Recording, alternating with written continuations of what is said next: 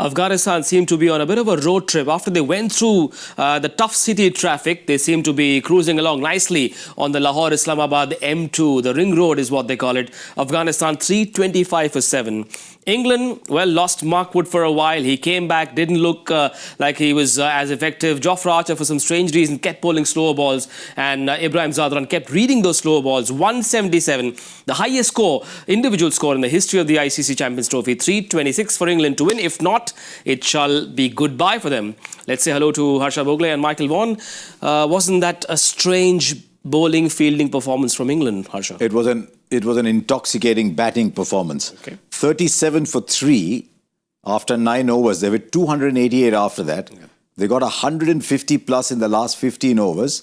111, 112? 12 in the last 10. In the last 10 overs. Having lost those 3 so early. And I thought England ran out of ideas a little bit. Yep. We feared they were a bowler shot, a proper bowler shot. I don't know if you could say that was the reason, because all the proper bowlers still went for runs. Yep. But it was an astonishing innings from Ibrahim Zadran. And you'd realize how much they've missed him when he was away from injury, because he's a proper batter. He's not a slogger. Sometimes you look at Cricbuzz and you think he's just throwing his bat at everything, but this guy's a proper batter. I love the fact that he was hitting sixes and running twos in the 46th, 47th over. Yes, incredible batting performance. We will, of course, look at Zadran with Michael Vaughan as well. But Michael, as an Englishman, what is it about dodgy knees in Englishmen these days? Some of them recover quickly. Well, I've got them a good surgeon if they need one. I think England will be ruin that chance. 30 off for 3. To think now that they need 326 runs against the likes of Rashid, Khan and co to stay in the tournament is remarkable, from 30 for 3, where they were controlling the game. And it's been down to a wonderful partnership of 103 in that mid-range. The skipper and Zadran got together and played sensibly, and then started to find the boundary. We've just witnessed one of the great one-day centuries. That was a tremendous 100. It really was. As Harsh has just said, he's a really clever player, but he's got all the skill sets, he's got all the touch, but he's also got the power. And if you can put all that into the pot, you end up with a nice batting cake. And that's exactly what we've seen there. 320. I think the pitch did get better. I do think it's a good pitch. I think England will, fancy chasing down the target. But when you know that there's so many things on the line for England, there's the tournament. They have to win to stay in the tournament. The talk of the captaincy. They're on the back of a really poor run of form. The losing streak is with them. I think it'll take some chasing because of all those kind of scenarios that we're playing in. You got Liam Livingstone, who obviously bowls that last over. What's he done to his leg? Mark Wood, he's got a dodgy knee. There was a few things that you saw there in the field, that the ball being thrown when it didn't need to be thrown. Yeah. Just certain elements of England's game today that you really study. You think, when they're playing well and when things are going right, you don't see those kind of things. So I do fear for the England chase. English fans will be wishing that there was this impact rule in ODI cricket. Maybe they could get James Anderson in, Brendan McCullum in, Paul Collingwood in. This is a desperate scene for them, isn't it, Harsha? It is, but what Michael said is absolutely correct. There's nothing on that track to suggest that 325 cannot be chased down. And I'd love to know what's going on in the England camp at the moment. Are they thinking defeatist? Are they thinking, damn, why is that happening? In which case, they won't chase them down. Yep. But if they're thinking, look, we bat deep, there might be a little bit of dew. If they get those, we should be able to get them. Then they'll give themselves a chance of getting those, because it's definitely gettable.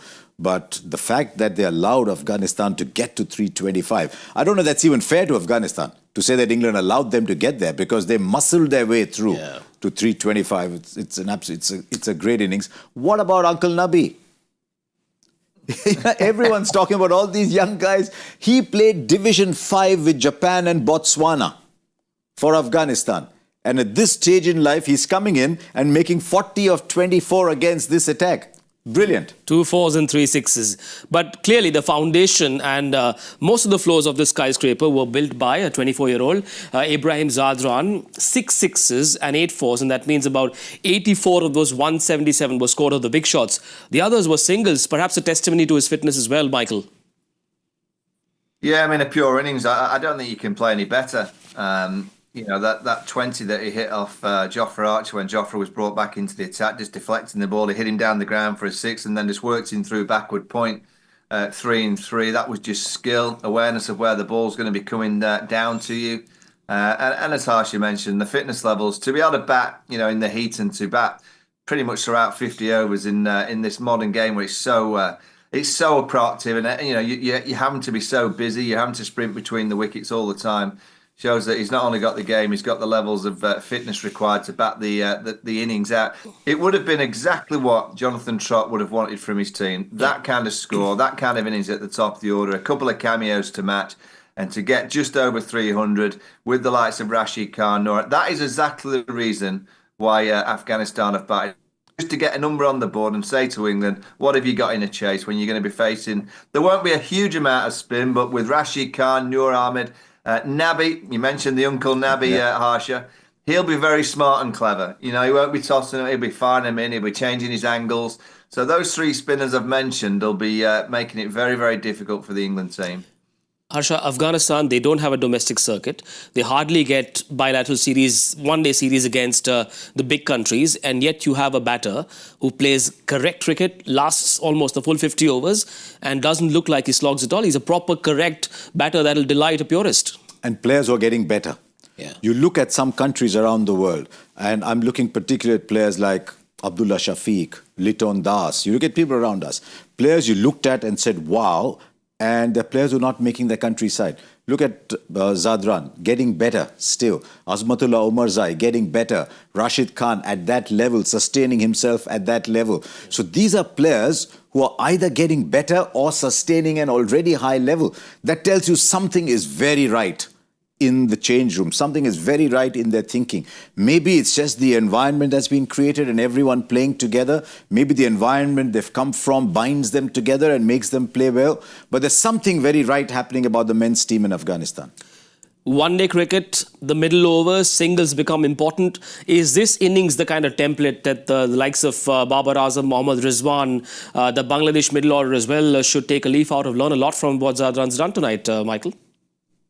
Yeah, I mean, you can mention most teams. You'd want a player to play like Zadran has done tonight in all your sides that are in this tournament. And going forward, if you've got that foundation at the top of the order, and the key is the 100. You look at Ben Duckett in the last game against Australia. He got that big 100. England got 350 odd. So for England to chase down 326, one of that top 4 is going to have to get 100. You can't imagine that you chase such a big number without one of your top 4 creating that foundation.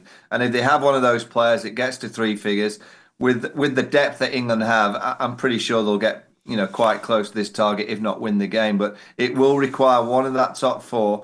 And also when you're chasing, it's easy batting first because you've not got a number to aim for.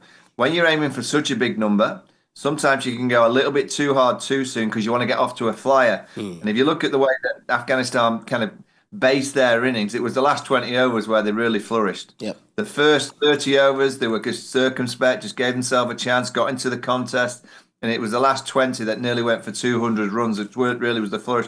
If England try and get off to a flyer and try and get to 120, 130 quickly, it might be that they lose too many wickets, and then the likes of Rashid Khan, Noor Ahmed, Nabi, who probably bowl in the power play, will come into the equation against players who aren't as good against spin. I think it's so important for England that they have Duckett and Root in there when Rashid Khan comes on to bowl.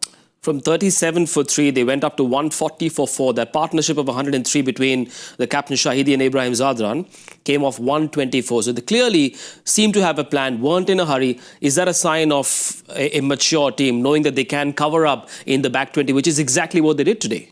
Could be. Though sometimes when you're 37 for 3, the situation dictates what you do. Yeah. If you're 37 for 3, you can't just go slogging your head off because you might be 45 for 5. So I think the situation dictated that they play a certain way, but they also had the skills to be able to play a certain way. Yeah. If you see Rahmat Shah, he didn't score runs today, but he got a 90 in the previous game. Yeah. Hashmatullah Shahidi, Omarzai, these are all players who can actually play the longer form of the game too. So they had the ability to keep the innings going without letting it stagnate too much. Yeah. But that is what was needed at that point. But they had the players to be able to do that. But I must admit, I didn't think that Ibrahim Zadran had that kind of gear. Yeah. Because I've seen him play for a while. I've not seen this kind of gear towards the end to suddenly go up and bat the way he did. It came off, as I said, I still think England were a player short. And I still think if I'm batting, I mean, I'd never be either good enough or have the opportunity. If I'm batting against Jofra Archer, I'm saying, Jofra, bowl me a slow one, please. Don't bowl me 145. He loves bowling those slower balls. Michael, why does he keep bowling those slower balls all the time? Well, I can understand it against some teams on some surfaces, and I was crying out in India actually that England didn't bowl enough slow balls. But when you're facing an Afghanistan team, surely you've got to go ultra pace. You know, you got the 3 wickets with the pace on, and down the back end, I think it was on commentary. Nasser was saying about England not bowling wide, full Yorkers, not bowling into the feet, just bowling into length and getting hit up to all parts. You know, he's absolutely right that England weren't quite smart enough. And that is, you know, I said it before the game, my concern with this England white ball team is there are times when you watch them and you think they're not smart. And that is something that we didn't say a few years ago. They used to be the smartest team in the world. And for some reason, yes, they've had personnel change, but personnel changes don't mean that you can't be really smart. And I just look at this team sometimes and think, oh, you're not playing smart cricket, which is a real concern. 2 century partnerships, one was 72 of 63 as well. So that was where the Afghanistan fans had a bit of a party, lots of big shots coming through as well. But lack of bowling intelligence from England perhaps allowed Afghanistan to show their class and show the big hitting abilities that the likes of Zadran and Mohammad Nabi have. Now, let's take a look at the bowling card once again. Clearly, Harsha referred to why Jofra Archer was bowling so many slower balls, but their number 1 bowler, Adil Rashid, was also expensive today. Yes, I thought he started well, Adil Rashid, but the fact that Rashid went for 60 is an indicator of how good this batting surface is. So if I'm in the England camp, I'm saying, look, our best bowler when 10 overs 1 for 60. That means we should be able to go Rashid Khan 10 overs 1 for 62. Yeah. If you can get 50-55 of Rashid Khan, then you're looking good. So that is an indicator, but I think the fact that Mark Wood had to go off and then suddenly you don't know when he's coming back, the captain can't plan his over saying, okay, can I get 10 out of Wood? And then he comes back in, he's clearly limping. So it got to a stage where therefore you got that 21 run over of Joe Root, the 48th. The fact that Livingston only gave 2 was a bonus towards the end. But I think as a captain, if your lead bowler's gone off and you're playing only 4 frontline bowlers, you're always confused about how you manage your bowlers. I mean, why am I talking to captaincy? Ask him. Michael, we saw Adil Rashid bowl nothing between 20 and 29. Did Buttler take his foot off the pedal? Should he have attacked more and maybe gone for Adil Rashid? Perhaps tried to buy a wicket or 2? No, it's very difficult when you've got a bowler off. You're not sure whether that bowler is going to come back on. You know, you're controlling the game at that stage. You know, Afghanistan weren't smacking it to all parts. And I think he thought, I can get a few of my 5th bowler, you know, in terms of Liam Livingstone and Joe Root. He just tried to get them out of the way as much as he possibly could. And then Mark Wood came back on. And, you know, Wood's a real concern for England because he holds such a key to them, you know, being successful, whether it's obviously in this tournament, whether it's against India in the summer, the Ashes down under in a few months' time. I don't think we'll see him again in this tournament. I think he'll get wrapped up in cotton wool and get sent back to the UK, put in a fridge and maybe be brought out against India in the summer for 1 or 2 test matches and hope that he stays fit for the Ashes. But when you lose a bowler, as Harsha said, it's very difficult. You kind of just hoping that, you know, you can get away with a few. You hope that Joe Root or Liam Livingstone pick up a wicket in that kind of period, 20 to 30, and then you can control the contest. It's probably the hardest part of captaincy is when you get derailed by a bowler going off. It's really, really difficult because you have your set plays in place. You kind of understand pretty much, particularly when they were 30 for 3, he'd have had in his mind exactly where and how he was going to position his bowlers throughout that innings. And then you lose Mark Wood. And I would guarantee him between 20 and 30, in the back of Josh Buttler's mind would have been to throw Mark Wood into another spell to try and blow away another couple of wickets. He gets taken out of the attack. And then you've got to try and calculate, how am I going to get the 50 overs? Who else am I going to bowl? And he just went for that, I guess, the part-time options in that period, which allowed Afghanistan to just get that foundation. But don't take anything away from the striking. Yep. Yeah, England could have bowled a bit better, but and you lose a bowler, it's not easy. But don't take away from the fact we've just seen one of the great one-day centuries.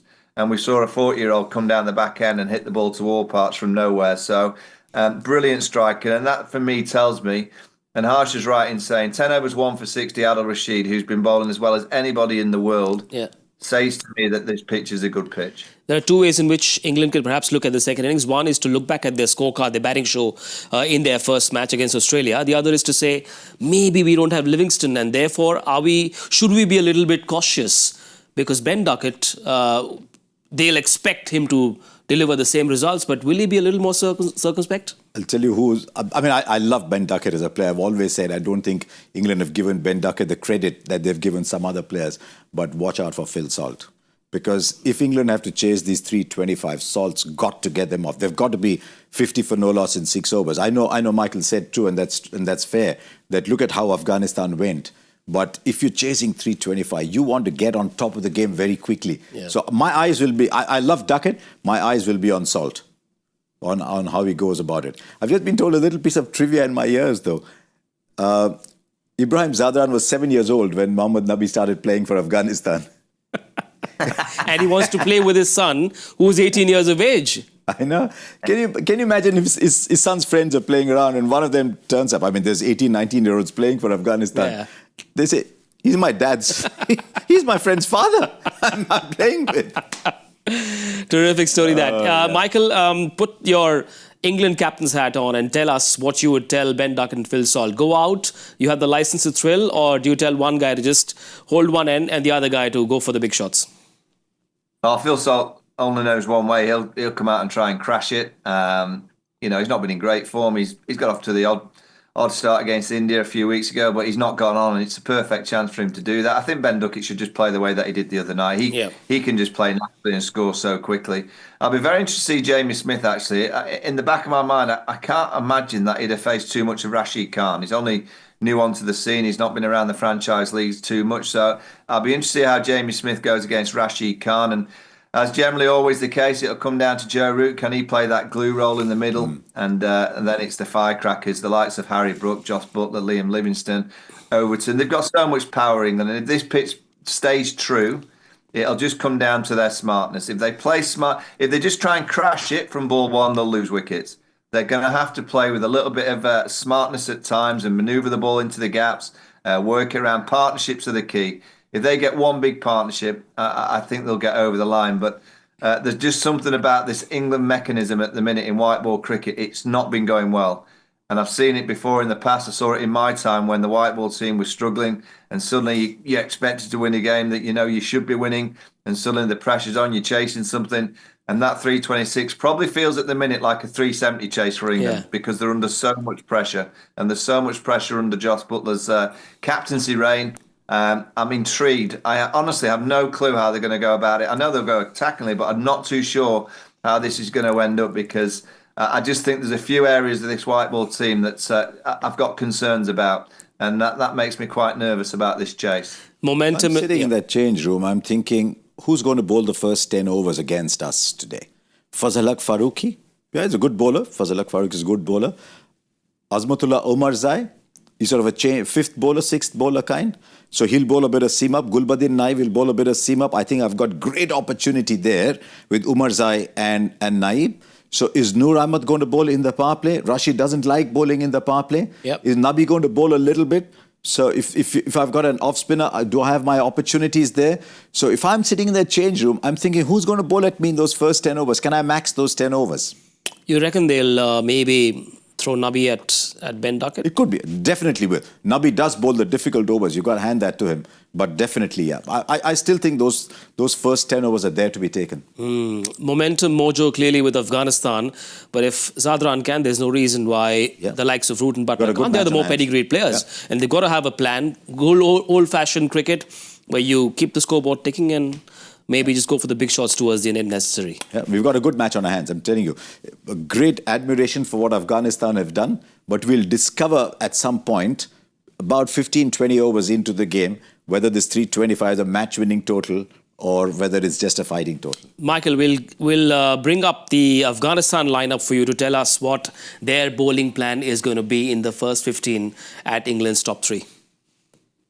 Well, I think you mentioned Nabi to Ben Duckett. It wouldn't surprise me at all. I mean, Duckett's a brilliant player of spin, but I think if there's one area that you can get him, you can probably ask him to play too many shots too early against an off spinner. So maybe Nabi might be used against Duckett.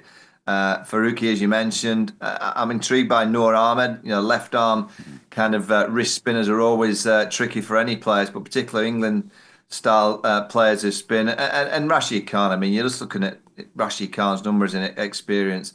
they've got enough there. I think the skipper will be delighted. He's got so many different kind of angle changes and variations that he'll be happy in terms of what he's got in his armoury, but he'll know that this pitch will be pretty pure. I've just actually looked to the screen on my left and I saw Michael Atherton doing a little bit of summarisation. He had his hands on the ground, rubbing it just to see if the dew factor had come into play, and his head suggested that it's not quite arrived, so it might be an hour or so before that the dew really plays its part, which might be Afghanistan's best chance. In the first hour and a half, when the ball might just grip a little bit more, so we might see more spin in the first part of the innings than you might necessarily have thought, because of the fact it might be just a little bit drier. Is there a lesson that Afghanistan can learn from the lengths that England bowl in the first 10 and the back 10? But they're quicker bowlers. Archer and Wood, Afghanistan have nobody even close to the pace of Archer and Wood. So they'll have to figure out their own game plan, saying, look, this is the bowling that I have. With this bowling, what is the best that I can do? And look, if there's no dew yet, if there's going to be no dew for an hour, hour and a half, it's the best time to bowl your spinners. Because once that ball becomes soapy, if the dew is anything like it was for England, Australia, that ball's going to be a bar of soap. So try and get your bowlers in as quickly as possible. If they had pace, they could have looked at what worked with Wood and Archer, but they don't have that pace. The team that loses tonight will possibly go past the exit door. They'll go back home. There are two teams who are already knocked out of the ICC Champions Trophy 2025. Host nation Pakistan and India's other neighbours Bangladesh. They'll be playing tomorrow in Rawalpindi. Both these teams find themselves, well, the cricket finds itself in a strange spot. It's not new to them. They've been there for a long time now. Is there a quick fix? Do Pakistan look for a quick fix, an antidote or an antibiotic, or do they say we need surgery? That is for later. We are a very emotional country, India. Pakistan even more so than us. My first thought, if I'm Pakistan, is I'm saying, sorry, we let you down. It was our Champions Trophy. We've lost 2 games as players. We've let you down, sorry. But we take great pride in playing for Pakistan. We will turn up against Bangladesh and play it like it's a World Cup final and show you, all you fans who've backed us so much over the years, that we'll give you something to cheer about even though we're out of the tournament. And you've got to appeal to the fan, because the fans in Pakistan, I mean, they are distraught. They're disappointed. So first thing I would do if I was in their place, I would reach out to the fan and say, I know it's a tournament, it doesn't mean anything, but we're still playing for Pakistan. We'll still want to go out there. And I hope Bangladesh feel the same way too. But Pakistan, as the hosts, I hope they go out there and say, we're out of the tournament, that doesn't matter, but we'll put up a show for you today. Michael, philosophically speaking, the first step to big change is acceptance. Do you get the sense that there is that lack of acceptance of where things stand in Pakistan cricket? Yeah, I think they're under too much pressure. And the reason I say that is they've got to accept that they're not at the level of India or New Zealand at the minute. You know, they've played 2 sides, and India, for me, are the standout team by a country mile. They've just got so much depth, so much quality. And New Zealand, if you look at New Zealand's performances over the last 10 or 15 years, they're always there or thereabouts. And you could argue that this New Zealand side's as good as any that's been in the last 10 or 15 years. So they've lost 2 games to 2 high-class teams. It's like in Premier League football, when you're down the middle of the table and down the back end, you judge yourself around the teams that you're playing against. So I think tomorrow's a really big game for Pakistan, because Bangladesh are around their standard at the minute. You know, I think Afghanistan, England at the minute are around the similar standard in terms of Pakistan, Bangladesh. You know, when you're up against 2, you know, the group stage of getting New Zealand and India in that, it's a horrible draw, because you've got your 2 best teams. And they've lost those games because they're not quite as good as those teams, and the teams that they played against played some good cricket. But the problem with Pakistan, and I guess it happens in India as well, is that the supporters don't see that. They can't read into a little bit of sense and understanding that Pakistan aren't quite at that level just yet. But tomorrow, if they don't turn up tomorrow and they don't put in a performance against Bangladesh and they don't beat Bangladesh, I think there'll be big problems. As there always is, there'll be swaps and changes.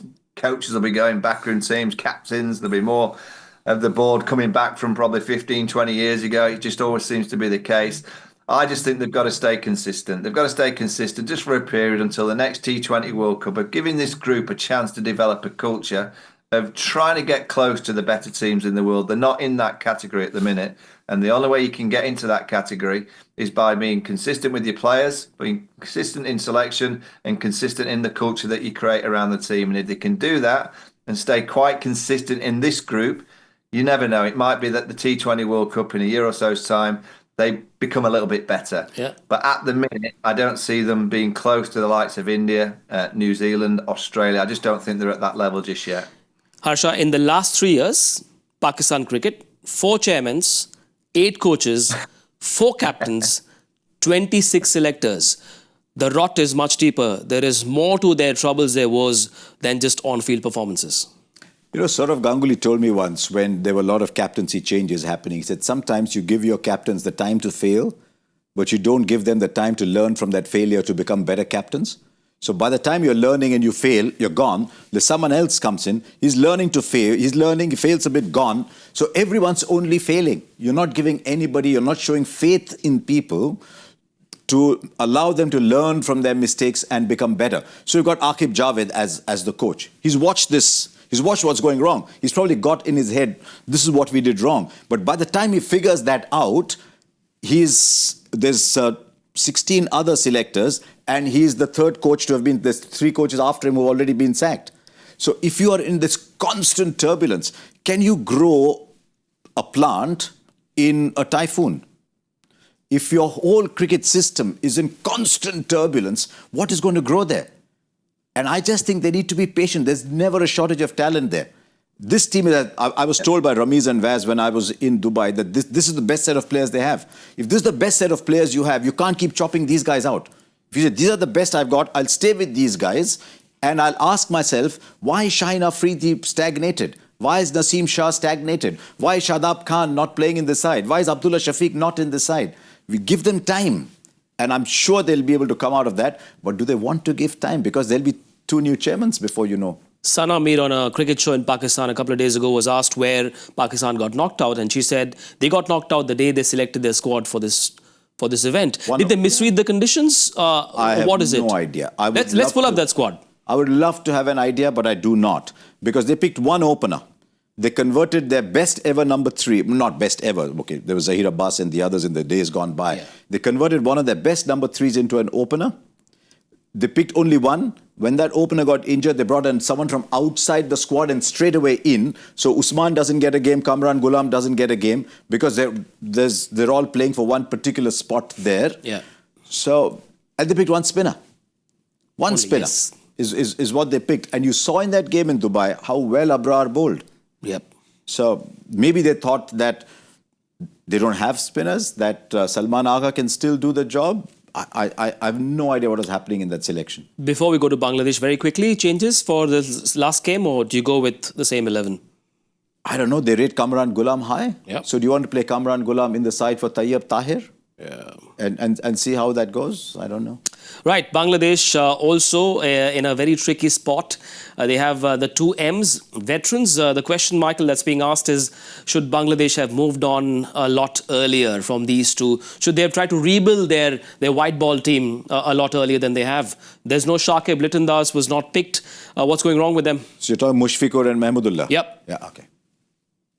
Yeah, I mean, I'm looking at Bangladesh. I mean, to think that they're in the top 8 in the world, that they've done the right to be in this Champions Trophy. They've done a lot right. I guess at the end of this tournament, they'll be looking at those 2 senior players that you mentioned and thinking it's probably time to move on. But, you know, I've seen it so many times in Bangladesh cricket, in Pakistan cricket, in India cricket, that it's quite difficult to remove senior players from your group. They like playing the game. They're still, you know, enthusiastic about playing for their country. So, you know, do you just remove them because of their age? It's all about performance. And if they're performing to a level and you think that they're going to add to the group and to the squad, you carry on with them. But, you know, I always look at Bangladesh and, you know, they're so good at under-19 level. There has to be a group of under-19 cricketers that kind of won that World Cup that are still in the system, Yep. that aren't all playing in this national team. So I do think they'll have, you know, enough underneath that will make them very competitive. Whether they can get to the levels of what we've seen in the past, we don't know. But you know, I do like the way that they play their cricket. I do think they need the pitches to be spinning quite clearly. That's when they play at their best. But I do like the way that Bangladesh play their cricket. I'm pretty sure they'll have a lot of young talent that can come into this team. Things perhaps not as dire for Bangladesh as they are for Pakistan. Maybe it's a case of rearranging the existing pieces on the squad? And believing that they can go out and win the game. They've got to look at the positives from what's happened in the tournament so far. One big positive for them is the continuing form of the leggy Rashid Hussain. Yeah. He's bowled very well. Mehdi Hasan Miraj has come out well. Give him a specific role. Say, this is your role. This is where you will bat. So in terms of spin, they're pretty well taken care of. I think they've got a decent fast bowling attack. Nahid Rana's quick. Taskin Ahmed's come back. And they've just got to figure out a role for Fizz. I think against India, he bowled far too much with the new ball. Just hold it back if the track is going to grip a little bit. And just pick a side in case it's going to rain. I think they've got players like Jakir Ali. We've not seen the aggressive side to him, which he possesses. Tawhid Rida has got 100 behind him. Shanto's got runs behind him. Yeah, they need Mushfiqur Rahim and Mahmudullah. But their future, talk about it after tomorrow. Very quickly, players to watch out for, one each. I was very uncertain about Rashid Hussain, and then I saw him bowl those leggies. He can tonk the ball as well, so he's a good player. And I'd like to see Tawhid Rida go and bat more freely. Michael, for you, one each. Baba's got to produce. Babar Azam's just got to go up in the gears, and I'm with Harsha. The leg spinner looks an absolute beautiful bowler. I'm intrigued by tomorrow's game. I really do, because there's so much pressure on both teams externally from the supporters, from the media, from the boards, from ex-players. The Pakistan show that Wasim's on in Dubai, I think it's in Dubai, Harsha. Yes. I mean, the panel there, I log in just to see the comments. They fly him in Shoaib Akhtar. He had a real go at Babar Azam the other day, so I hope Babar gets a big 100 and just quietens. I'm allowed to have a go at Shoaib Akhtar now because I don't face him. So I can just stand in my house in Cheshire knowing that I don't have to face his bouncers. But I hope Babar goes out there and gets a big 100 just to quieten them down a little bit. They go after their players like nobody else does. They just go after them.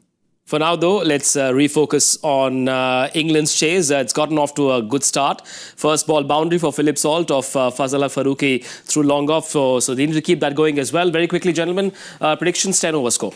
I'm going 60-40 for England at this stage, and I'm going 89 after 10 overs. Michael? I was going to say 81. Okay, I'm going to go 75. Watchful, steady start is what England need. 326 the target. Enjoy the second innings and make sure you join us right here on Cricbuzz Live at the end of it. Bye for now.